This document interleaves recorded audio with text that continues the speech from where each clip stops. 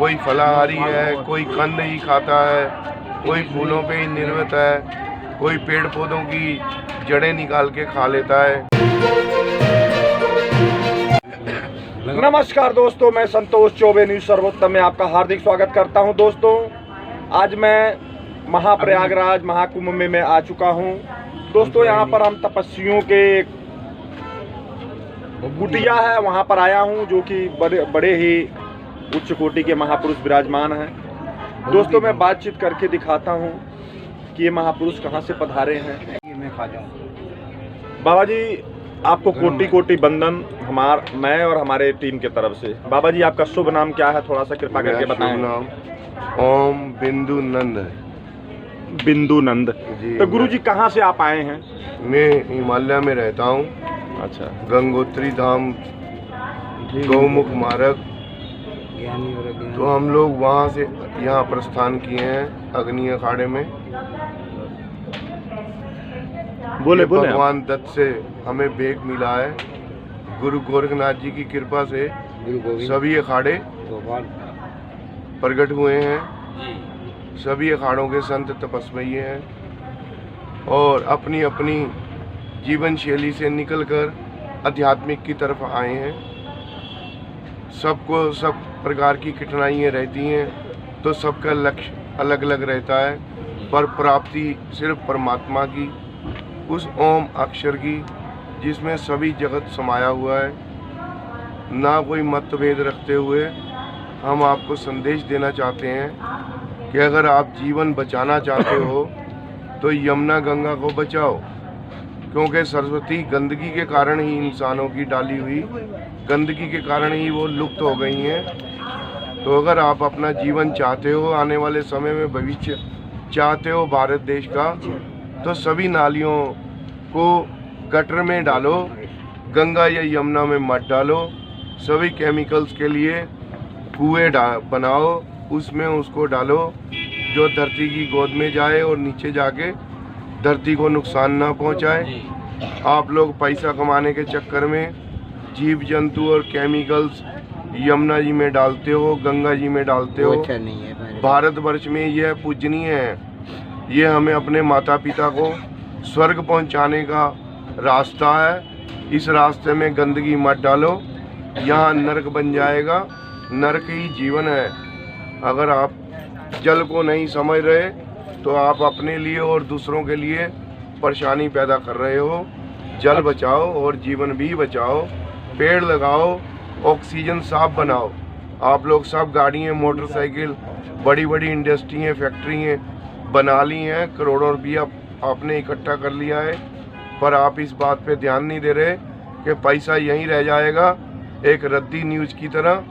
तो आपको चाहिए यहाँ पेड़ लगाने, क्योंकि आने वाले समय में आपको लकड़ी नहीं मिलेगी, आपको इलेक्ट्रिसिटी से जलाया जाएगा, जिससे धरती का तापमान और बढ़ जाएगा। अच्छा गुरुजी, ये बताएं कि आप बोले हैं कि गंगोत्री से हम पधारे हैं। गुरुजी, ये बताएं कि गंगोत्री में आप रहते हैं, वहाँ पर किस तरह के संतों का निवास है, कैसे कैसे सिद्ध पुरुष रहते हैं, उनका खाना पीना रहना क्या है, थोड़ा सा अपने भक्तों को बताने का कष्ट करें। हमारे हिमालय जो राज्य है वो तपोभूमि है। तपोभूमि में रहने के लिए, तप करने के लिए त्याग करना जरूरी है। कोई फलाहारी है, कोई कंद ही खाता है, कोई फूलों पे ही निर्मित है, कोई पेड़ पौधों की जड़ें निकाल के खा लेता है, और कुछ भोजन पे निर्मित हैं, कुछ महात्मा लालच पे निर्मित हैं, कुछ पैसे पे निर्मित हैं। सब अपने अपने योग से अपने अपने लक्ष्य को पाने के लिए मन, आत्मा और वचन संकल्प से उस प्रभु की सेवा में लगे हुए हैं। अच्छा गुरुजी, ये बताएं कि आप कह रहे हैं कि पेड़ों का जड़ खाते हैं, तो क्या पेड़ों का जड़ खाने से उनका स्वास्थ्य और उनका मतलब पूरा जो दिनचर्या ठीक चलता है? शरीर में सिर्फ 20 ग्राम एनर्जी चाहिए होती है।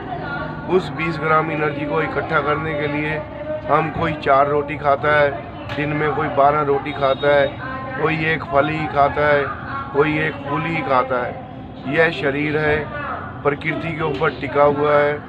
अगर आप अपने नियम जैसा बनाएंगे तैसा ही आप जी सकते हैं। आपका जितना समय लिखा है भगवान ने, वो बगैर खाने से बगैर पीने से वो समय निकलेगा ही निकलेगा, यह सत्य है। अच्छा गुरुजी, ये बताएं कि आप कहे हैं कि गंगोत्री में बहुत तरह के सिद्ध रहते हैं। क्या आपने कोई किसी अलौकिक सिद्ध के बारे में या उनका कोई अनुभव हो आपके जीवन में, उसके बारे में थोड़ा सा अपने भक्तों को बताएं। हाँ, मैं शीतकाल में वहाँ रुका हुआ था और मैं बर्फ में घूमने के कारण रास्ता भटक गया था। तो वहाँ मुझे एक प्रकाशमयी ज्योति जगमगाती हुई दिखी। मेरी उनसे भेंट नहीं हुई, वो मेरे सामने से प्रकाश चला जाता था सूर्य के गोले की तरह, और वो वापस फिर अपने स्थान पे आ जाता था। कोई दिव्या मूर्ति थी जो अपना भजन कर रही थी और वो अदृश्य थी। आज भी वहाँ है जो हजारों सालों से वहाँ गुफाओं में बैठे हैं। अपने आने पे 500 साल, 250 साल, 200 साल के बाद दर्शन देते हैं और फिर जाके अपने स्थान में लीन हो जाते हैं। अच्छा गुरुजी, आपका जन्म स्थान, माता पिता के बारे में थोड़ा सा अपने दर्शकों को बताएं। मेरे पिताजी आर्मी में थे, उनका ड्यूटी लगा हुआ था कुरुक्षेत्र में, वहाँ मेरा जन्म हुआ, हरियाणा में कुरुक्षेत्र। अच्छा गुरुजी, फिर आप पढ़ाई लिखाई किए, उसके बाद फिर आप जैसे कि दुनियादारी बसाने के ना बसाए और आप सन्यास की तरफ चले आए, इसका क्या कारण हो सकता है? मैं जब छोटा उम्र में था तब मुझे गुरु लोगों ने बताया कि आपके गुरुजी चले गए हैं, आप इस दूसरे भाई को, अब जो है आपका धर्म का भाई, उसको पगड़ी बांध दो। तो हमने उसको पगड़ी बांधा, तिलक किया। तो गुरु लोगों ने बोला कि आपको तप करना है। तब से हम 9 साल की उम्र में वहाँ से घर बार छोड़कर पंढरपुर चले गए थे, महाराष्ट्र में। पंढरपुर में विट्ठल भगवान के पास रहे। वहाँ जाके हमें मालूम पड़ा कि ये सब मोह और माया है। इस तो दोस्तों देखिए, श्री महाराज जी से मैंने बातचीत किया। आप गंगोत्री में निवास करते हैं। मेरी भी इच्छा है कि एक बार गंगोत्री में जाके संतों का दर्शन करूं और वहां का वातावरण थोड़ा देखूं कि कैसा, क्योंकि मैं सुना हूं, गया तो अभी तक नहीं हूं। तो दोस्तों, अब संतोष चौबे को इजाज़त दीजिए। नमस्कार, जय हिंद।